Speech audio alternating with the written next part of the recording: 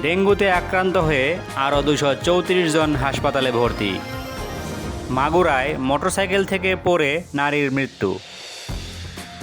Eden কলেজের পুকুরের পানিতে ডুবে শিক্ষার্থীর মৃত্যু। সাবেক ভূমিমন্ত্রী সাইফুজ্জামানের বিভিন্ন দেশে 600 বাড়ি ফ্ল্যাটের সন্ধান। রাজধানীতে গৃহবধূর লাশ উদ্ধার, স্বামী পলাতক। চিন্ময় দাসকে জেল গেটে জিজ্ঞাসাবাদের নির্দেশ। নারায়ণগঞ্জে গণপিটুনিতে যুবকের মৃত্যু।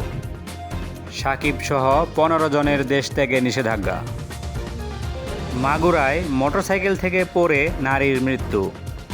চলন্ত বাসে কলেজ ছাত্রীকে পালাক্রমে ধর্ষণ, চালক আটক।